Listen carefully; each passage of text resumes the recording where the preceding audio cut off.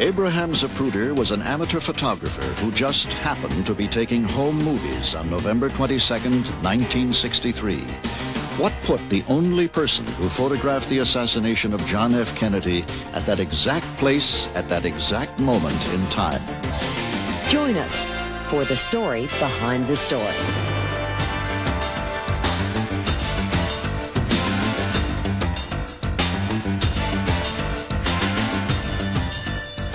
We all remember the famous news events, front-page stories that grip the nation's attention and are firmly etched in our memories. But behind the headlines, there are hidden stories with surprising, intriguing twists that have until now remained untold. We'll bring you stories of people, places, and events we've all heard about, but we've never heard the story behind the story. November 22nd, 1963, Dallas, Texas. Just a moment, please. Something has happened in the motorcade route. Stand by, please. Parkland Hospital, there has been a shooting. Parkland Hospital has been advised to stand by for a severe gunshot wound. I repeat, a shooting. Just a moment, we have a bulletin coming in. We now switch you directly to Parkland Hospital. The President of the United States is dead. President Kennedy has been stated. It's official now. The President is dead. Women here in shock. That day is one we will never forget. And that agonizing moment was firmly etched into our minds by one lone cameraman, not a TV reporter, not a magazine photographer, just an ordinary man with a home movie camera. Abraham Zapruder woke up that morning totally unaware that within 5 hours he would be inescapably bound to this tragic event forever, and that the film he took that day would be a crucial part of American history. Zapruder was 58 years old, father of 2 children, and like thousands of Americans had purchased his home movie camera to chronicle his growing family. He was really into his family a lot. He talked about them all the time. The grandkids came down. He had pictures of the grandkids in the office, and he was a family person.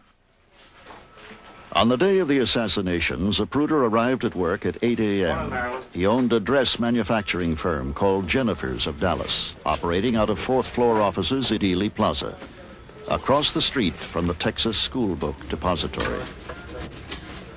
You bring your camera, Abe? No. When he arrived at work, he had not brought his home movie camera, but his secretary convinced him to go home to get it. Maybe you're right. He was a tremendous Kennedy fan, talked about him all the time, admired his politics. There just wasn't too much about him that I didn't really think was great. At 11 a.m., Zapruder left his building, went home to pick up his camera, and then returned to Dealey Plaza, looking for a good vantage point to film the president. At 11:37, John F. Kennedy and his wife Jackie arrived on Air Force One at Love Field near Dallas. The motorcade took the president on a parade route through downtown Dallas, where thousands of cheering Texans greeted him. The parade route ended at Dealey Plaza. From there, the motorcade would travel to a luncheon at the Dallas Trade Mart. Zapruder's office was here on the northeast corner of Dealey Plaza. The motorcade was scheduled to drive up Elm Street and onto the Stemmons Freeway. Zapruder initially decided to film from the middle of Dealey Plaza, across from his office. At 12:20 p.m., the motorcade continued through downtown Dallas along Main Street. The crowds were thick on the sidewalk.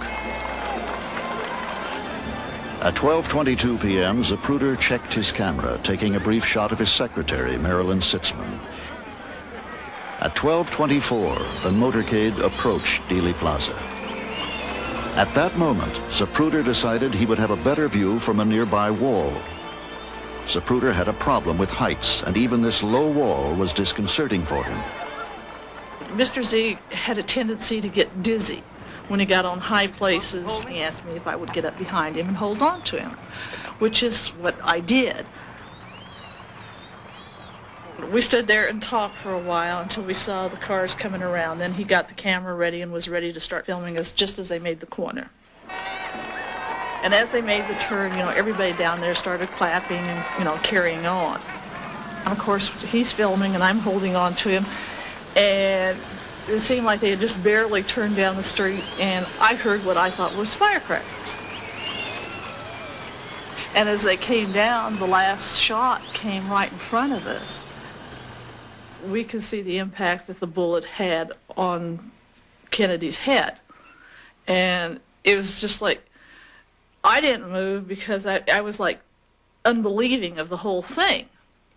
And I don't know what Mr. Z's feelings was because he didn't move either. He just kept filming. I don't remember getting down. I don't remember me getting down off of the concrete abutment or Mr. Z. I don't know where Mr. Z went.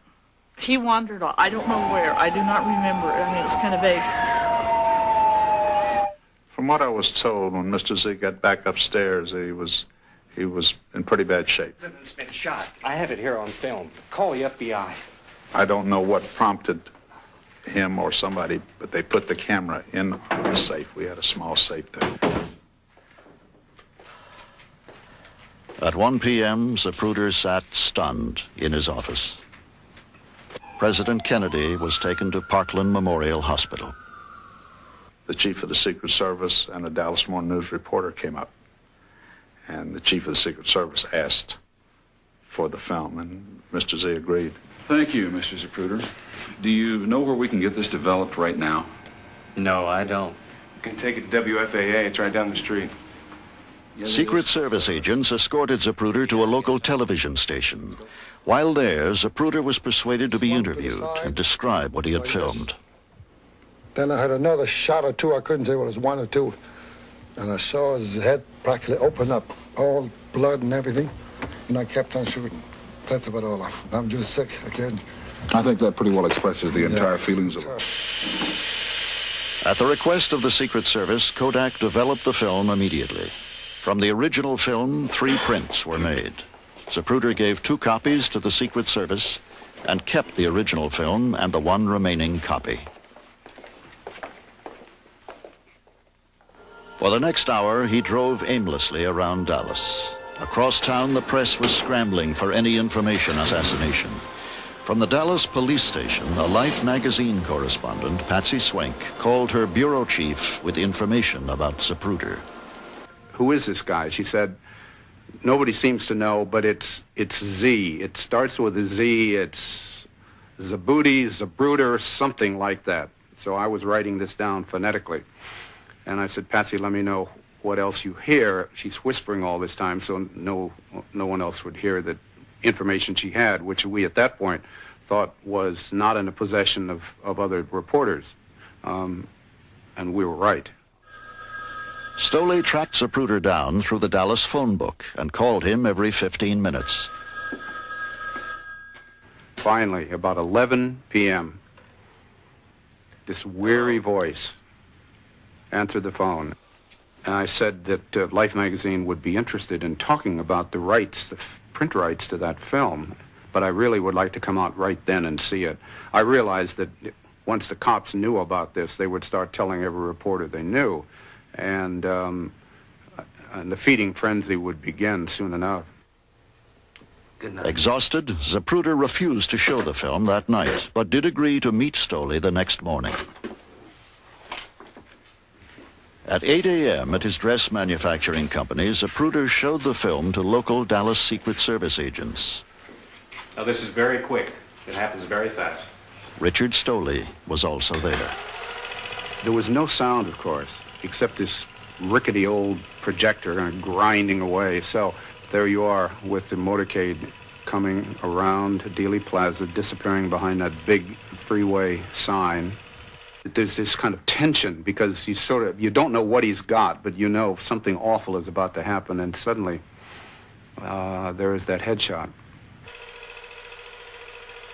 Secret Service agents, these are the men whose job is to protect the president, and there they were, for the first time in history, Secret Service agents watching film evidence of the catastrophic failure to do their job, to protect the man that they were employed to protect. It was the single most dramatic thing I've ever seen in my career as a journalist. New York after I'd seen the film, and I said, we got to have this. And they said, okay, you're authorized to go up to $50,000. If it goes beyond that, get back to us. It was an unpleasant experience for Mr. Zapruder. I mean, this is a very sharp businessman, and I'm sure if we'd been talking about sewing machine needles or fabric or something like that, he would have had my scalp.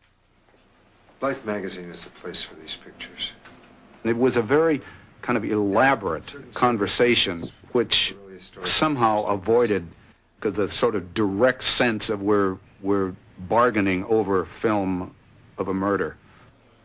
The negotiations concluded, Stoley drew up a simple 5-line contract giving Life magazine the exclusive rights to publish still photographs from the film for $50,000. Moments later, Zapruder faced hostile reporters, angered that they had been denied the right to even bid on the film.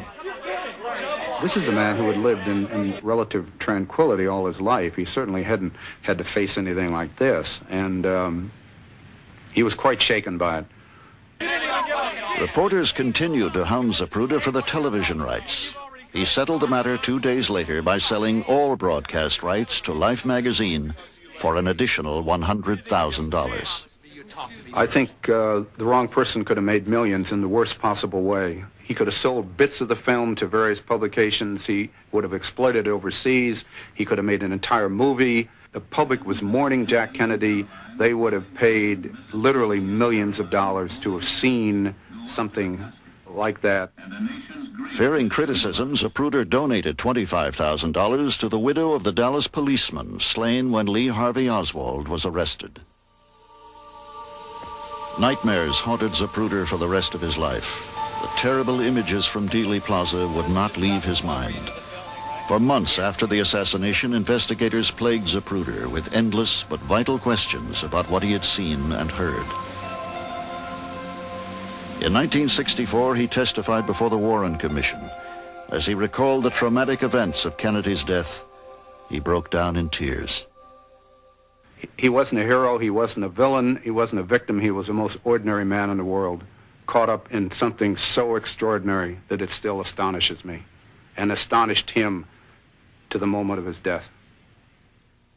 Abraham Zapruder died 7 years after the assassination. In his remaining years, he found it very difficult to use a motion picture camera again and lost interest in home movies. The Bell and Howell camera he used in 1963 was donated to the National Archives in Washington, D.C. The Zapruder film is also vaulted in the National Archives. In 1975, Life magazine sold all rights to the film back to the Zapruder family for $1. Thank you for joining us tonight. And be with us next time for another edition of The Story Behind the Story.